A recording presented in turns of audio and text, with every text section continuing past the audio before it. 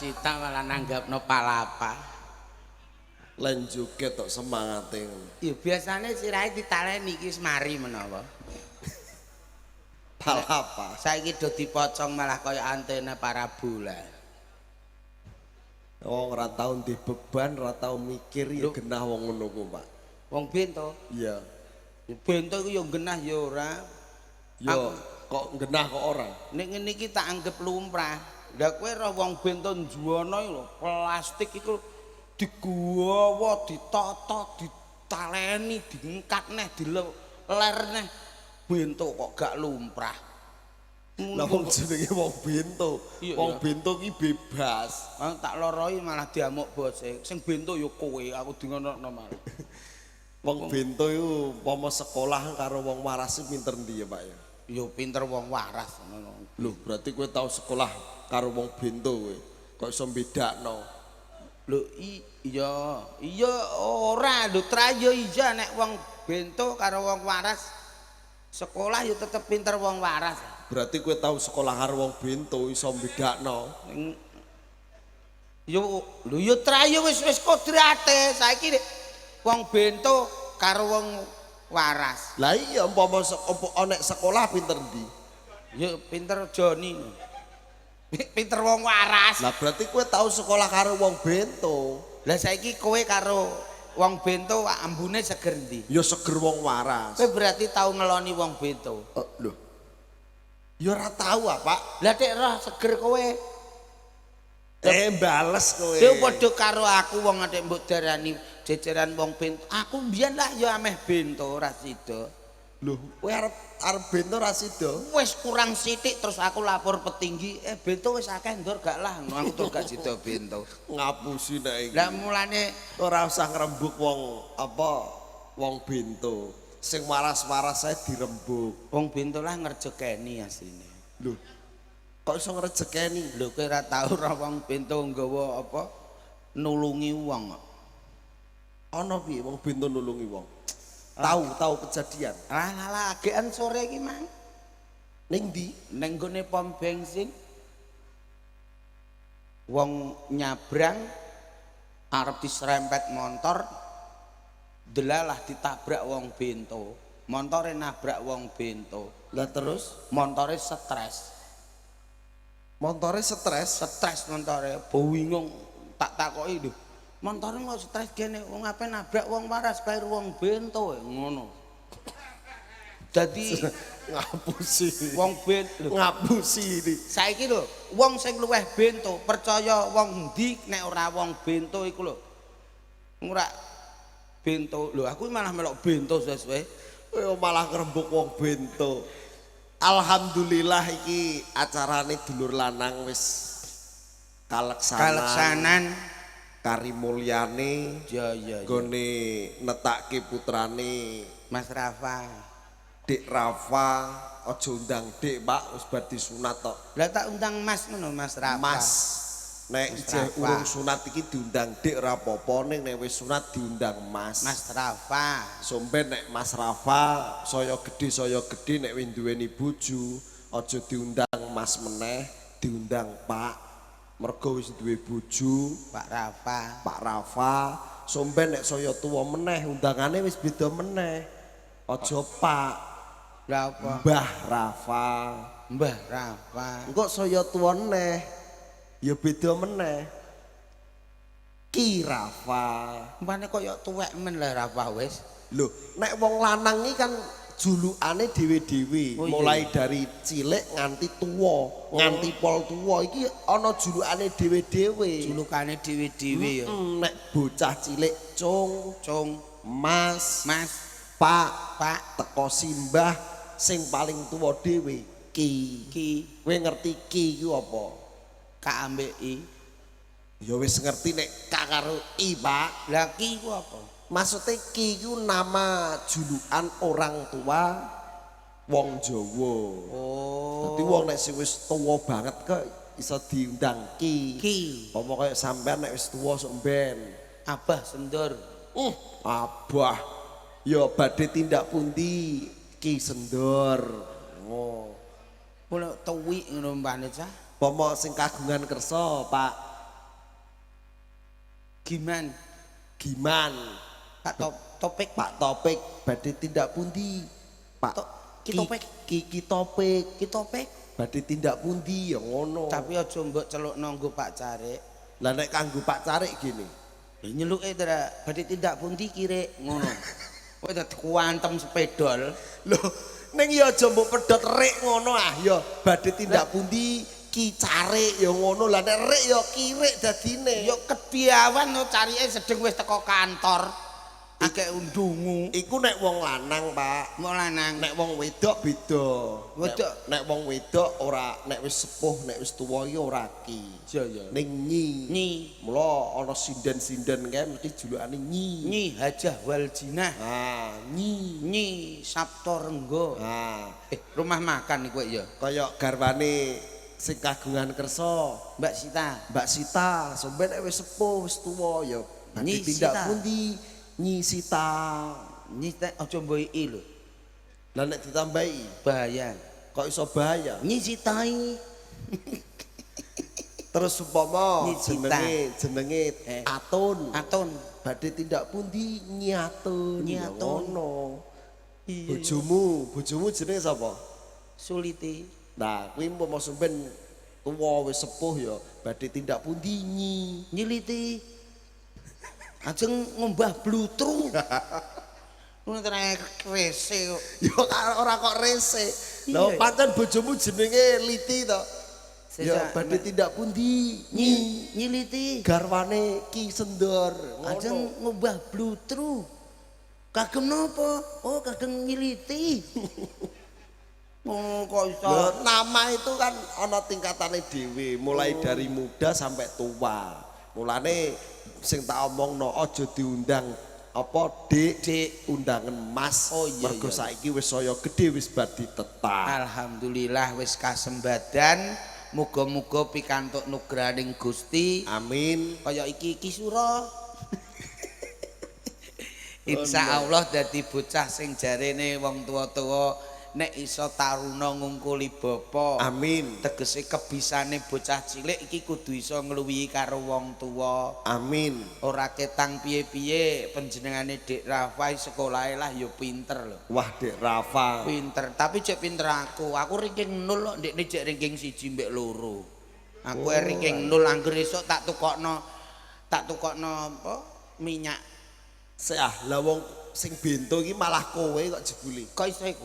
Lah ana biji nol kok bangga. Loh, aku tau sekolahe rapot ku abang kabeh. Seneng aku.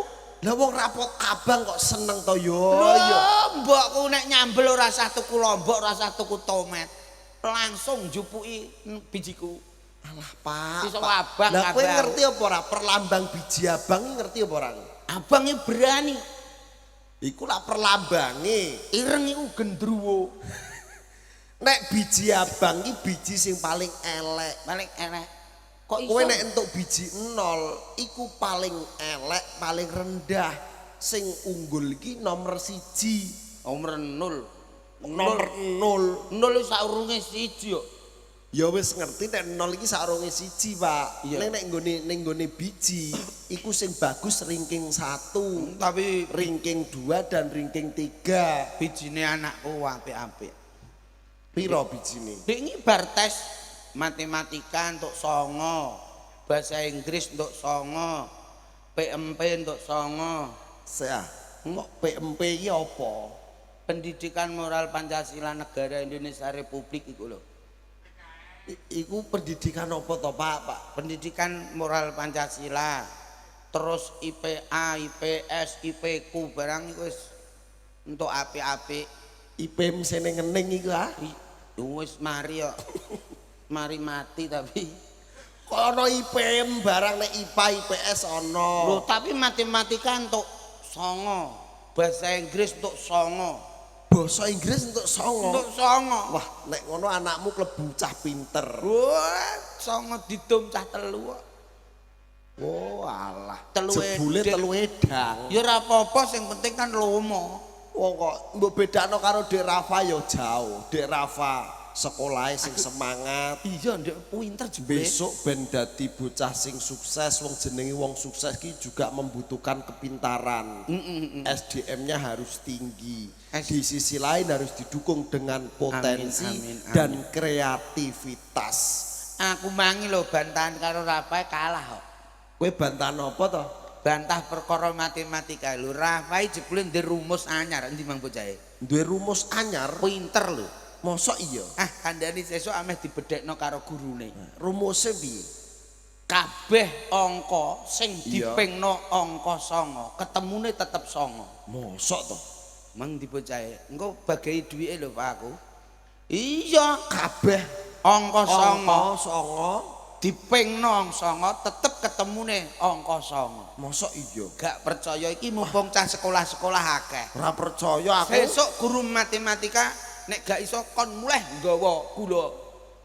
Nek gak percaya saiki 9 ping 1 pira? 9. 9. Iya. 9 ping 2. 18. Angkane pira mbek pira? 1 karo 8. Dadi pira? 9. Ngandani ya. 9 ping 3 pira? 9 ping 3. 17. Angkane pira mbek pira? 2 karo 7. Dadi pira? 9. Rapae pintere ra umum niku mah. Iya iya. Ndiani. Ketemu 9 ya. 4 ping 9 pira? 4 ping 9. 6. 36. Angkane pira mbek pira? 3 karo 6. Dadi pira? 9. Andani angger kabeh angka dipingno 9, ketemune tetep 9. 5 ping 9 pira? Umbruk-umbruk.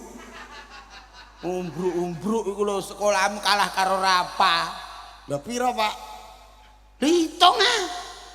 Pira mau? 5 ping 9. 5 ping 9. 54. 54. Angkane pira mbek pira? 5 karo 4. Dadi pira? 9. Iya apa ora? Ada dia. Iya 45 apa? Lah ya nek mbok tamboki nek ora mbok wolak-walik kan ora entuk. Lha iki malah rembug nomor. Lah iya. 45 4 karo 5. Lah pira ketemune? 9. Lah ya ora padha ae. Iya ya. 6 ping 9. 6 ping 9 umbruk-umbruk. 54. Lah wis ngono, 9. 9 iya. 7 ping 9. 7 ping 9. Kalkulator be. 7 ping 9 kok gak ro. 7 ping 9. Suale sapa? Suale amoh. Widak telu. Angkane pira mbek pira? 9. 6 ambek 3. 9. Lah. 8 ping 9. 8 ping 9. 7 loro. 7 loro. Angkane pira mbek pira? 7 karo loro. Tambahno dadi pira? 9. Lah faiko diange ra umum. Hebat nek ngono dhek Bisa apa. sesuk guru matematika buwedheki ora ngowel ndase. Wah, iki ya perlu dicontoh kanggo cah Iya. sekolah. Rumus anyar. Lah nek 9 dijupuk padha pira? 9 dijupuk padha. Heeh. 9 jupuk padha ya entek. Ora iso karek padha jupuke pira. Ora mbok takoki kaca ndekne. Maksudnya padha iki ra 9 dijupuk 9 to? Padha anake Sarto iki lho. Oh, Ora mbok takokno. ngerti adine Liti mangah bojomu.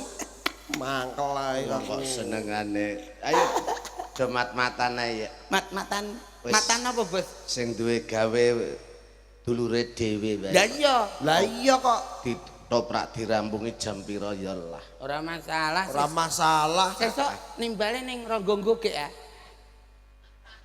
Kali nanas. Lah iya rak lore lah. Kidule. Kidule. Kidule kali nanas. Nek ini Ronggo Gogek. Wis matur nuwun dulurku lanang Pak Topik. Kowe matur nuwun wis dikeki aku rong. Lho, Eh, kowe iya iki apa? njaluk apa to? Wong panjenengane iki wonge wis breweh. Man daharan wis diwenehi. Njaluk Ada donga. apa sih iki kok iso ngaknik? Mangane ku mbok mang do diwenehi ndas. Ndas apa mau? Ndas manyung aku sing tok ndas truk dhewe kok. Kawedene umum. Ora Mas aku seneng ati kanugrahan. Alhamdulillah. Mulane kapan boyo ya jenenge wong ki kok ya sawang sinawang. Maksude piye? Maksude pripun? dulurku lanang Pak Topik, nyawang aku mesti kepenak. Penak bos bojo enom. Toprak laris, angger dina budal. Wis ora piye, ambekam mesti sekah. Wis to, Pak. Nah, lah gaweane tumpuk. Ketoke kok sing mbok rembug kok bojo ae peh kene bojone enom. Nek ketoke kowe pengen ya monggo apa. Lah apa? Nek arep golek bojo enom ora apa-apa. Aku ameh dipek mantu camat jakenane moh. Tenan. Tenan, Bos. Gayam. Ra percaya. Kelas dagelan toprak dipek anake. Apa dipek mantu camat kok emoh. Mbae wis kondo. Wis sandor kowe ameh njaluk mobil apa? Alsirat apa? Apokat. Mobil sing larang apa? Apokat. Mobil kok apokat. Anu mobil manggis apa gak enek to? Kok manggis mobil sing anyar Alfat. Alah wong mobil kaya Alfat. lawange kaya selerekan lemariku kok. Mak regadak terus emoh aku. Piye njaluk mobil 678. Pajero. Emoh goblok bar papat tok siji terus loro. Aku njaluk 678. Emoh aku, Bos. Prei Pak aku. Nek aku ya gelem. Nek aku ya gelem. Bentuk kowe stres. Lho, anake camat kok. Sing stres ya kowe wong dipek anake camat kok emoh. Sing bener ya aku, kowe ya emoh nek kowe ya bentuk goblok. Lah kok iso? Dipek mantu anake camat kowe gelem? Gelem? Anake lanang nek. Ih. Aku buntu. Lah kok ora ngomong nek mang anake lanang sik. Lah mulane aku mau, Bos. Gelemilah. Alah, toto iki tak tuku sak gerobak lho to. Ora Mas iki tenan. Wong iki jebul wong sawang sinawang. Kok saged ngoten? Panjenenganipun Mas Topik dulurku wedok Karsita ki nyawang aku penak. Nggih. Ora ketang kepiye kaya kula niki nyawang panjenengane ya penak. Penak. Nganti ngeten iki wau sing sampean omongno jarene ndek awan nok nggone Gomojo.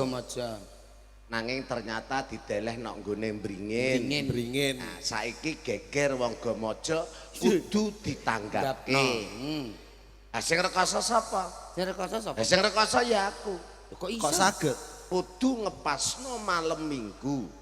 Tan mongko April, Mei, Juni, Juli, Agustus malam Minggu wis entek. Yo ngene leh, Bos, nek gak malam Minggu yo setu bengi.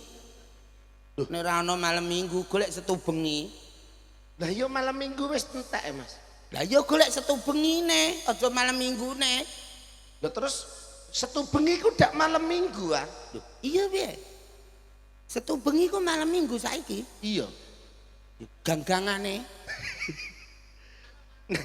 Aku wis budidaya kanugrahan. Lah sidane wis iso kecekel. Alhamdulillah. Bulan 7 tanggal 18. Amin. Sore iki mang sing wis panjer tak parani.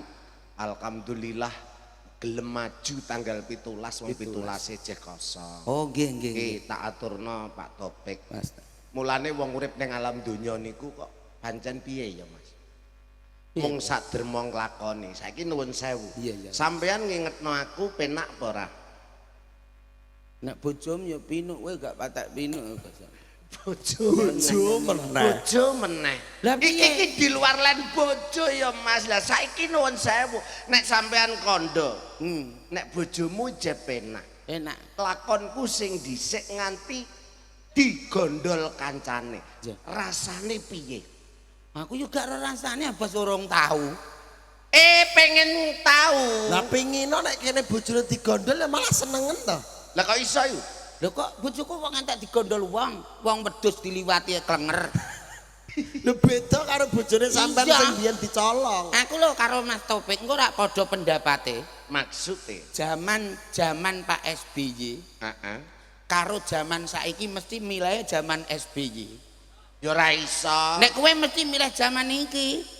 Ya iya to. Nek aku tetep milih zaman SBY. Lah kok saged niku jalarane apa? Bojoku ijek enom. Zaman SBY bojoku ijek enom. Mbak Karsita mesti ijek enom zaman SBY yo. Mesti milih zaman iku. Tur meneh lho. Nadyan zaman SBY, nom-nomane mbokku lho terus kaya apa? Lho, kaya ayu-ayu dhewe. Walah, kowe gong roh penyanyi Lilis Karlina sing nyanyi. Nak gone TV-TV kae. Iya, Lilis Karlina ki ayu lho. lho, piye bintang terkenal ning gone Jawa Barat Lilis Karlina gantengnya pacarku. Iku. Oh, terus goyang kerawang. Mbak Uut. Coba yo. Berarti yen ngono bojomu ki kembar Lilis Karlina.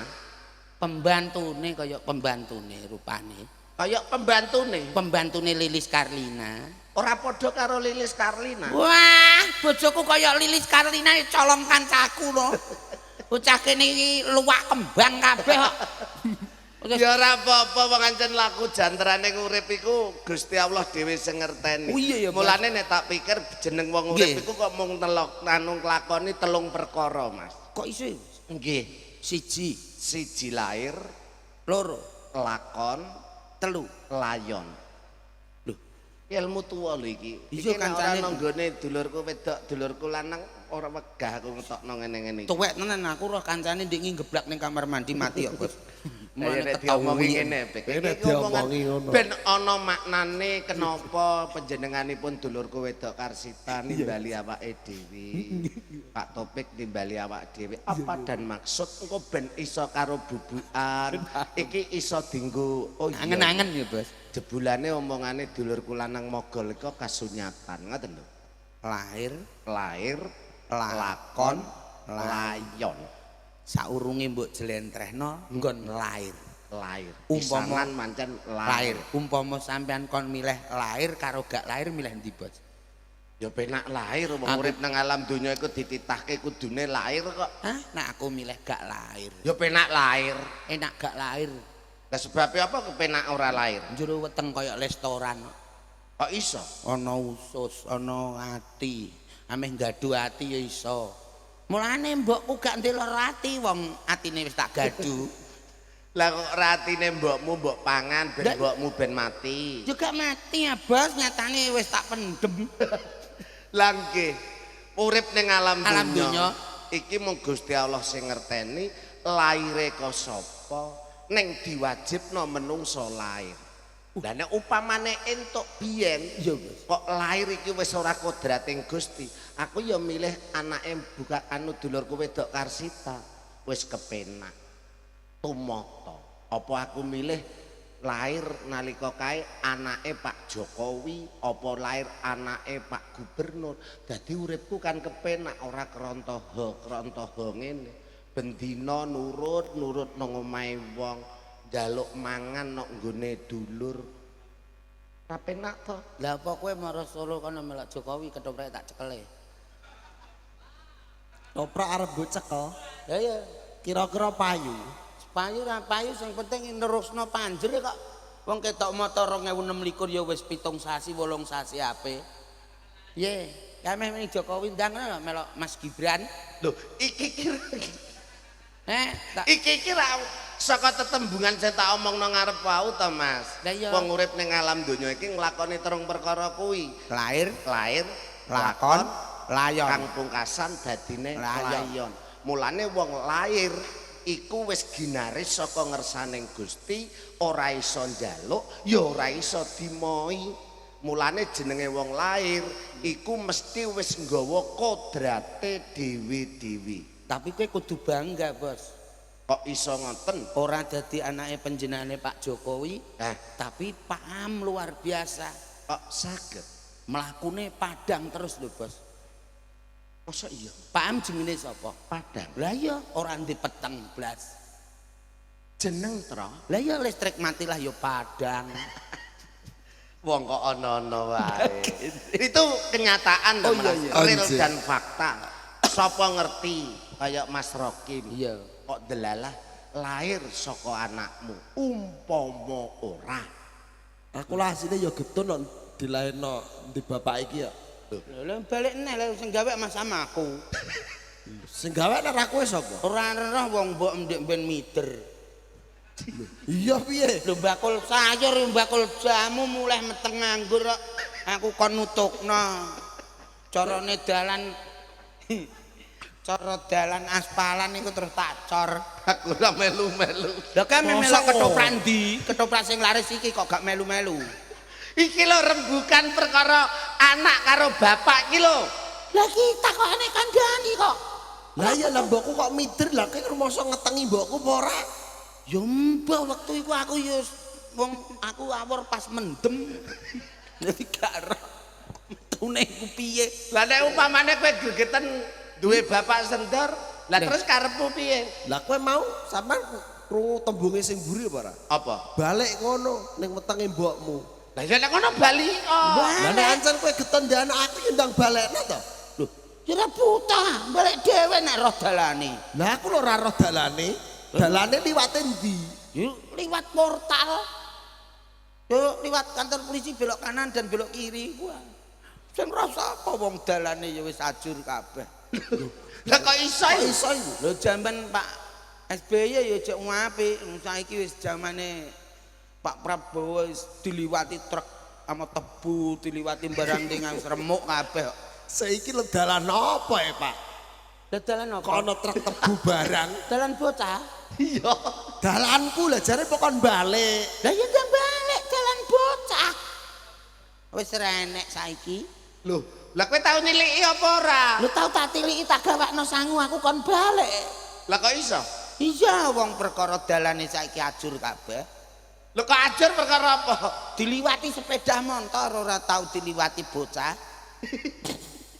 Wong kok ono-ono. Dalan mbok kon golekno iku lho. Wis dalane kaya neraka. Kita terus deh. Mulane bersyukurlah. Syukur Contoh kayak di Rafa. Para, saya yakin Nggih. panjenengane kayak sing sampean ngomongno mau, Oke. wis pinter, Pinter. tetep dadi bocah sing soleh. Oh iya, Bos. Dadi cita-citane insyaallah tetep bakal kasembatan. Amin, amin. Mergo apa? Entuk dukungane wong tuane sakloron. Nggih. Wah, nggih. Ora kaya kesampean, Mas. Wong anake sendor ae. Cita-citamu biyen ki dadi apa? Ya nek cita-citaku iki mbiyen iki dadi Tentara, dadi polisi. Kelakon. Ya ora kelakon nyatane ya jak dagel. Oh, kowe anake ketek bosok e. Aku saiki wis gak basa ora tau nguntal karbit to. Ning umpama aku duwe cita-cita ya ora ngarah kasembatan, ora ngarah kelakon. Beda nek karo Dek Rafa. Umpama duwe cita-cita saya yakin orang tuanya pasti mendukung. Lah iya. Didelok lagi sunat wae njaluk toprak ya ditanggap. Tanggapke top. Lah nek cendor ora ngarah. Lah kowe ke sunat kae tak tanggapno ngono. Tanggap napa? Omah kobong. Kandhani ta. Lah wong ana wong rame-rame malah ngarep ana wong obong dami. Wong aku nalika corona tau bangkrut ya gara-gara bapak Kok saged? duwe tabungan sithik arep tak gawe modal usaha wong toprak los ora entuk main. Seni sepi arep usaha cah wis kelakon bangun usaha. Aku ku ternak pitik ya to. Wis tak geke kandang, pitik wis arep dadi akeh. Wis gara-gara sendor usahaku bangkrut. Lah kok bangkrut? Lah ora bangkrut piye wong aku ternak pitik dekne malah ngingu garangan. Nyatane ya garangan tak boleh mbok pangan nanti. Pitik iki entek dipakani garangan. Tapi kowe kudu matur nuwun karo aku lho, Bos. Perkarane. Aku ternak garangan mau mangan pitike Rokim. Lah iya. Lah engko nek mangan bojomu. Garangan, Bos. Bojone. Lho, kandhane. Syukur kowe dipateni. Wis tetep Padang wong pakane mogol Padang. Lah nggih, itu contoh aja kecil. Nggih. Terus meneh nek wis lahir menungso ki lahir mesti nggawa dina dhewe. Oh nggih. Mesti nggawa kodrat dhewe. Kodrat dhewe. Bar kuwi lahir wong lahir nang alam donya nglakoni urip mulane tembung lakon. Lakone menungso kuwi Gusti Allah dhewe sing ngerteni.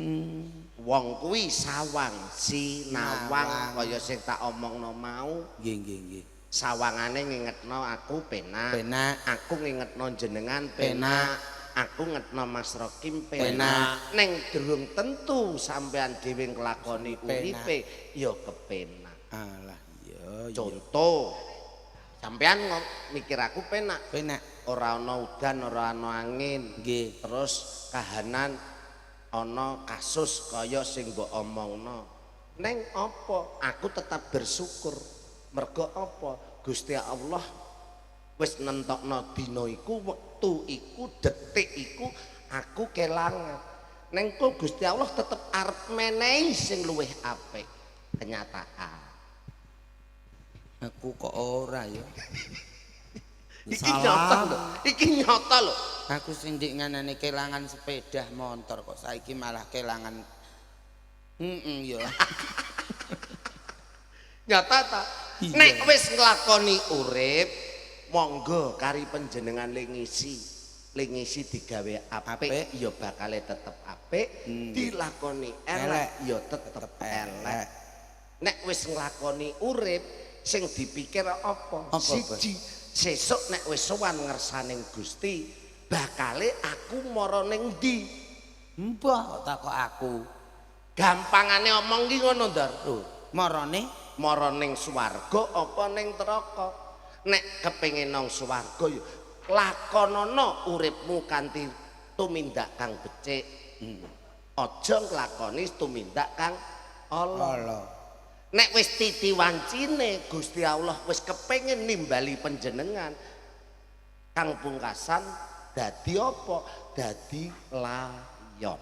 merinding aku, Bos. Lah iya, Saiki kok omong swarga neraka iku nggone ndi, Bos? Ki roh piye? lho, nek swarga neraka iku nggone ya. Halah gak roh kok omongan. Aku sing roh menengah yo. Swarga iki ya. Swarga kan Ngertine swarga neraka iki ya sesuk kowe nek wis ditimbali ngersaning Gusti Allah. tapi saiki kowe kudu ngerti dadi wong urip iki ngerti ana tujuane. Lah iya. Lah saiki kowe tujuane mape ning swarga karo neraka gak roh nggone yo. Lah nek aku gak roh. Mosok ya. Mosok roh. Lu Mbah Yai ndek ngemur omah kowe takok aku kok.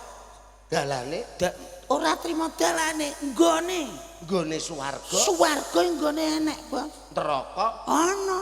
Lah nggone swarga nang ndi, Mas? Swarga iki manggone ning dhuwur nek neraka ning ngisor. Lho, Ora percaya. nek neraka manggone ning Ngisor, ngisor, nek swarga manggone ning dhuwur. Ning masuk akal. Lho kandhani kok.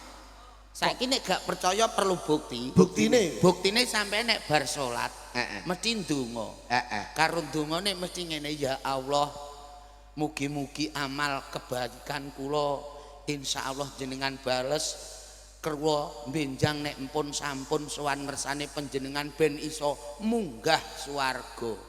Munggah iku medun apa mendhuwur? Mendhuwur. Nah, berarti swarga ning dhuwur. Tulung ilangono dosa lan perkara kula benjang nek kula mati kersanipun boten gejegur neraka. Gejegur iku mengisor apa mendhuwur? Mengisor. Lah berarti swarga ning dhuwur, neraka ning ngisor. Ora ngono kowe kok ngerti ae, Mas. Ngerti wong golek sego sak puluhan kok kangelan. Iki arep buke. Tapi nyata, Bos. Nggih. Mulane wong kuwi kudu sing ati-ati setiti, sing jenengan kandhakno laku jantrane menungso lakon niku wau. Ora ana sing ngerteni. Lah nggih. Lah, Nalikane dadi layon pun Nggih. awak dhewe iki ya ora mangerteni. ana unen-unen kae lho, Bos. Apa? Mulane wong urip iki hidup bertetangga. Lahir ditulungi tangga, mati dipikul tangga. Iya ta. Lah mulane iku karo tangga teparo kudu sing segrapyak semana, Sing rukun. sing rukun mergo urip ning donya mbutuhke tangga. matur nuwun. Padha-padha le. cocok. Jang tenan. Assalamualaikum warahmatullahi wabarakatuh. Lah iki cuma nyuwunane dulur kula nang Pak Topik Nggih, iki mesti Mas lagu Topik. sing ngono kae. Pripun? Urip iku sing prasaja, aja meri karo bandane wong liya.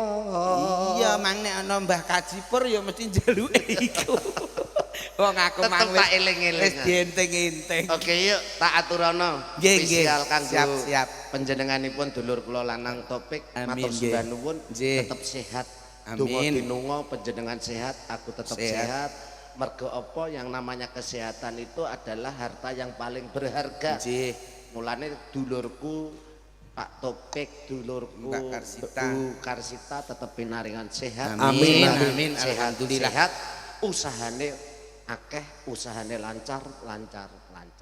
Amin. Muga aku ya njaluk pangestu benjang lumerek nok nggone Dang kluthuk Kalinanas. Alhamdulillah Pak Topik. Luro. Bulan iki Wahyu Manggala isih entuk kon menghibur masyarakat ijen entuk 20. Senajan Entuk tambahan kanca-kanca wis entuk mugur sithik-sithik awak dhewe Nggih. insyaallah bisa nglegani karo dulur. Sasingguri malah entuk akine ya, Bos. Pira piye? 12 Desember dak 12 Agos. Iki mok 11 kok. November kok Desember. Sasine. Sasine. Ayo. Ayo, Mas. GP. GP. Panjenengane Pak Topik tak turuti. Monggo ya. Nggih. Wah. Cip. Mas, tukang son niki baterainya telas, Mas. Alah malah nonton lho kok ora sing sigrak. Goyang dong. Nyung. Malah apa, Bro? Ora ngono, mangko ngomah iki ora nganggo ngono kok kowe berarti nggawa salin kowe. Oh, nggawa salin. Oh iya. Caridin. Iki mang kanca-kanca denong buri. Yuk. Goro petan.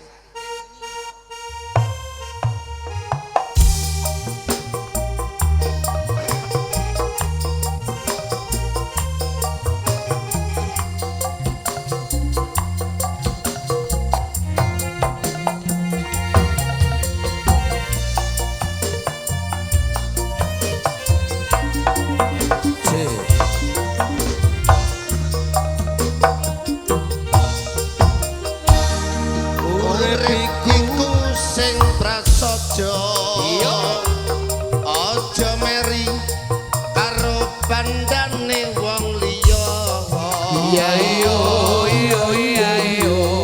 raja brana sandang pangan ora teko yen amung disawang nanging obyek sing ra krasa yen uripmu diatur karo rasa rasa iri rasa dengki rangelingi wong lanang kerjane apa rangelingi wong lanang kayane piye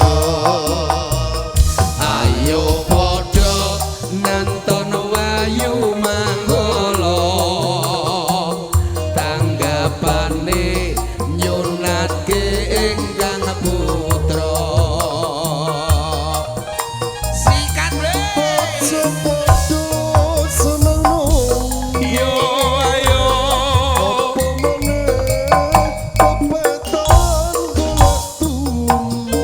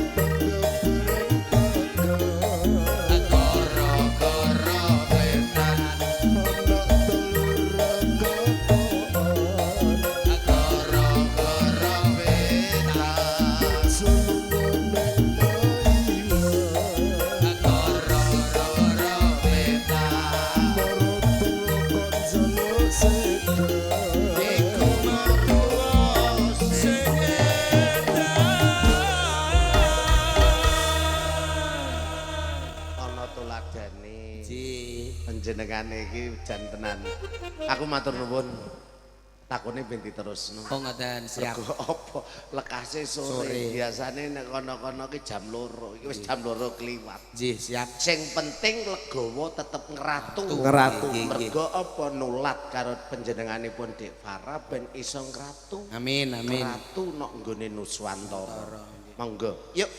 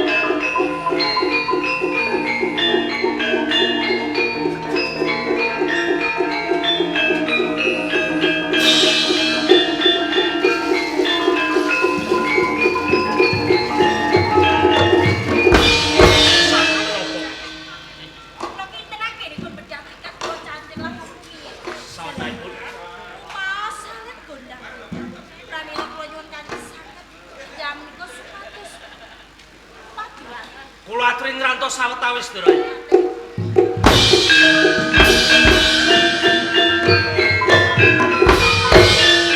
Menawi kula nitih sandang pengagem panjenengan kados dening Kyai Luhur.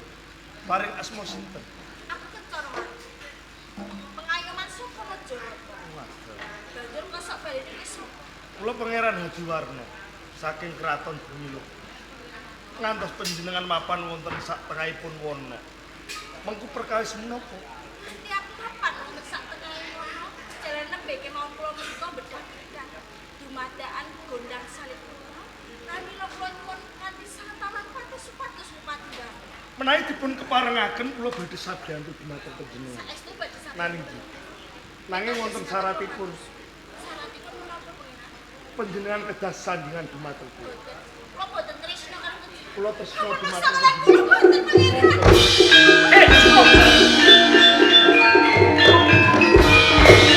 Sumantaka wani gendak sekorokan pepunden Kujwitara. Apa karepan sapa aran? Aku Pangeran Haji Warna. Warna. Dak Kotang Brahmasukta. Cedhane aku tresna kelawan sesembahanmu. Mula ganti kuwi ripeh ana kelawan sesembahanmu supaya sandingan kelawan aku. Ndak ulungake nengin sesan gawe aku madeg sayembara. Yen pancen iso ngalahke kelawan aku, ndak ulungake Ndara Putri. Yen kaya ngono aku sing bakal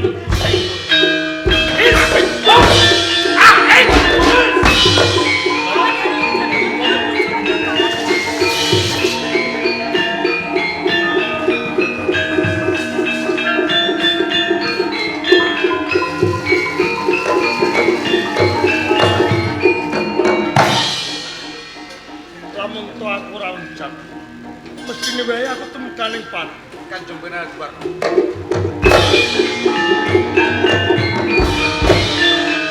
Monggo dhisik. Tak kira lagi sepisan iki aku ketemu kelawan kowe. Yo gini kuwi ngerteni sejatine aku. Estunipun kula mitra panjenengan Legowo. Legowo iki. Endi Dia aku kalau semanten pancen daya badan kula menika kebaing tatu. Nanging wonten pawongan ingkang petulung kaliyan kula. yen kaya ngono Legowo mitraku. Laras kejenengan.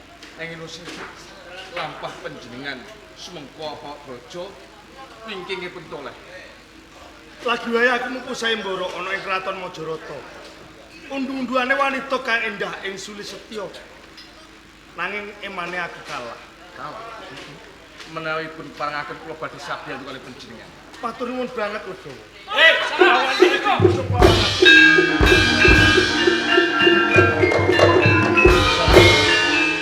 Apa bener ingkang aran Patih Ora kleru saka tembung.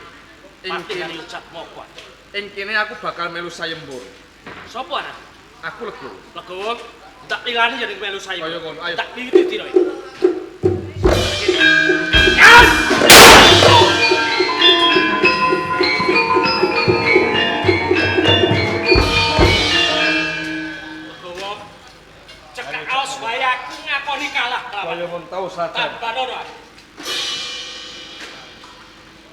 Yen ngono jumbuh kawan sayembara.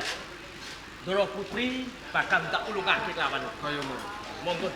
Inggih, Paman. Wis meneng ayu. Ngantos kula muku sayembara estunipun kula namung jagone Kanjeng Nabi Muhammad. Mila ganjaran kula pasrahaken dhumateng Kanjeng Nabi Muhammad. Lahir musibah. Paman Haryo Jatmo. Juwita Ratu. Majarata kula pasrahake dhateng panjenengan. Nyuwun pamit Juwita Ratu.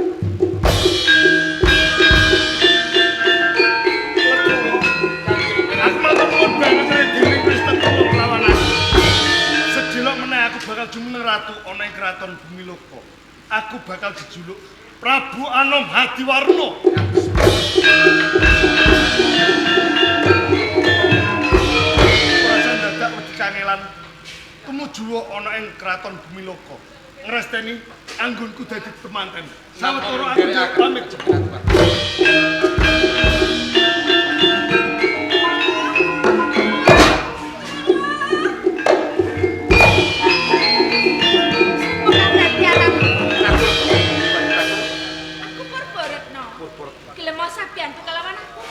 Bojong kewan kang galak Ora, banjur sing bojong aku Paman Kurawangsa. kang karepe Ora kepek bojo kelawan aku. apa isih bojo? Isih.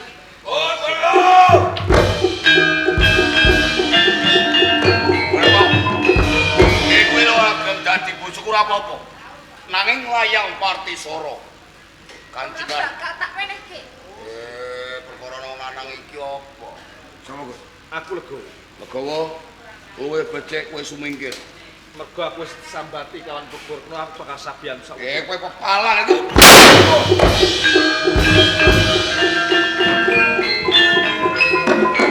Purna. Sepisan aku ketemu lawan saudaramu, aku utur rasa tresna. Tresna kelawan aku. Yen ngono tresnamu bakal tak tampa. Kaya ngono. Ayo bal.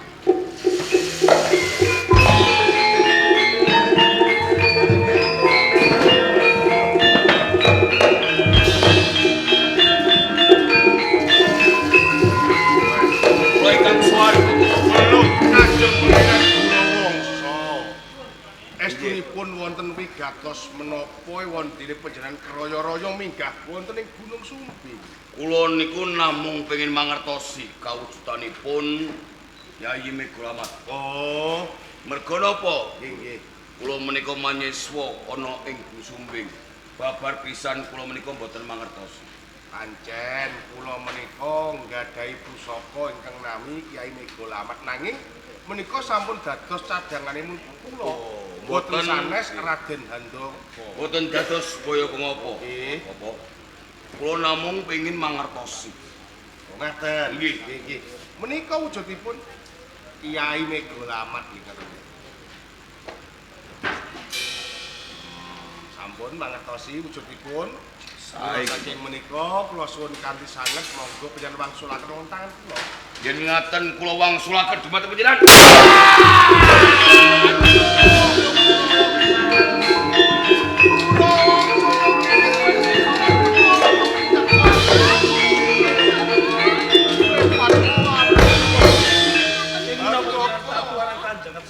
Kabeh kuwi mau saka tumindak lan pakartine Gurawangsa Malakapara.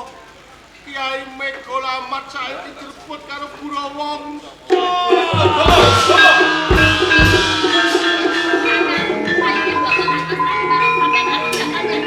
Sing hati-hati Pak Kumat.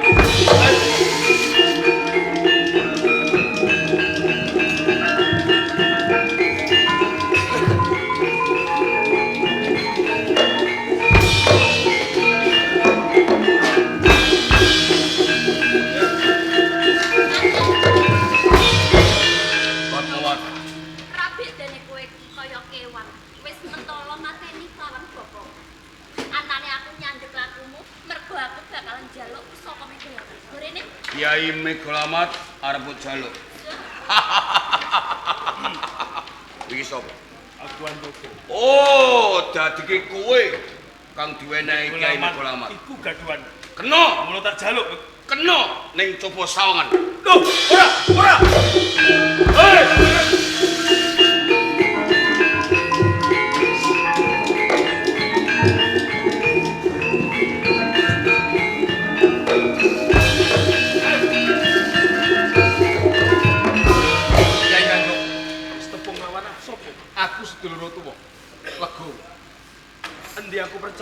entuk wis dulurku Kakang iki. Mereka semono ana pawongan sing sabiyantu kelawan aku. Nganti aku wujudan bagus sing kaya iki. Apa bisa tak percaya kabeh Kene Kanjeng? apa ora? Yo, yen pancen kowe sedulurku Lego, aku njaluk tulung kelawan kowe. Kene Nganti aku keplayu tekan papan kene mergo aku dibujung kelawan Gunawangsa. Wongso. Mergo ndekne wis ngrebut pusakaku kang aran Megolama. Banjure apa cek bujung lawan kuwi? Isih bujung aku, Ana aku njaluk sakubure. tulung kelawan kowe. Arep njaluk Kyai Megolama. Bola-balik kowe Gunawangsa. Oh, Ragawa. Biyen kowe bisa ngalahke aku. Nanging iki kowe ora bakal bisa ngalahke aku. Apa piandelmu? Kyai Megolama. Naga Liman. Duh, Naga Liman.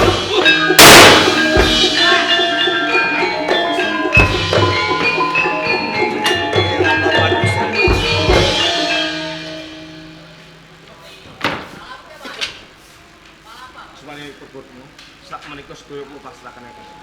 Matur nuwun banget. Yen ngono teges daftar keprapurane kraton Tandus Komplang.